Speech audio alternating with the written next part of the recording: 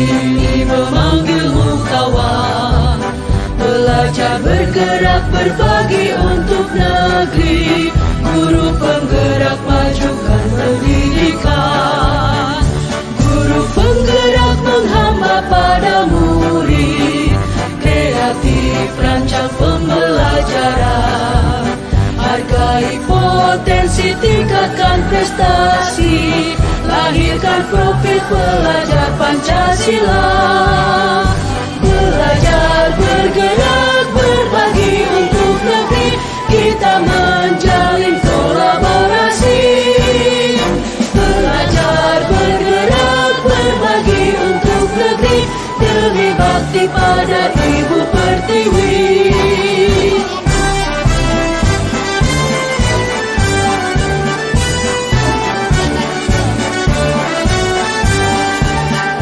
Bulatkan tekad, kuatkan hati, negeri ini memanggilmu kawan. Belajar bergerak berbagi untuk negeri, guru penggerak majukan pendidikan. Guru penggerak menghamba.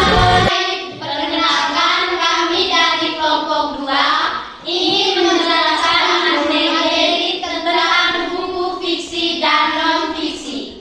Fiksi dan non-fiksi adalah dua genre utama di dalam dunia sastra dan penulis.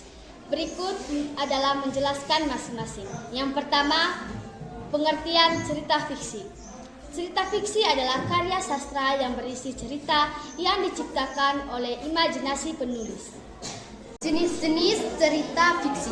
Yang pertama adalah novel.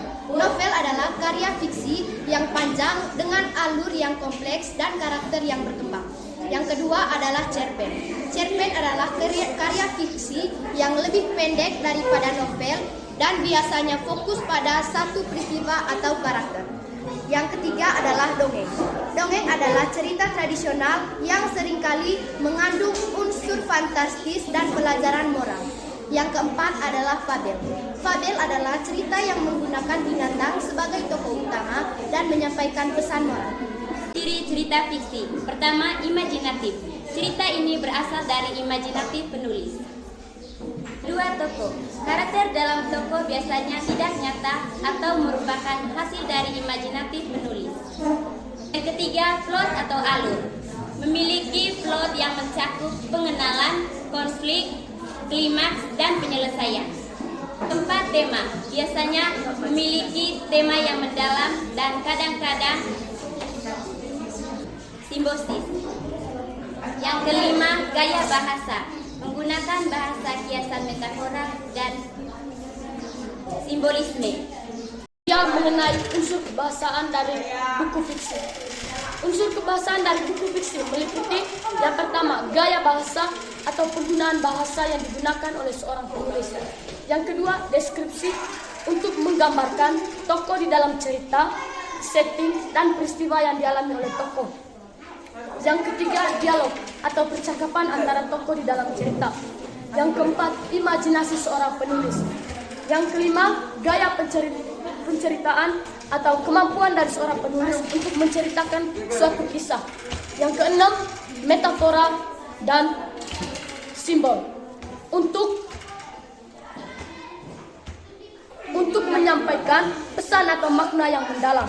Yang ketujuh, aliran pikiran atau kemampuan dari seorang penulis untuk menjaga ketegangan dan mempertahankan minat pembaca.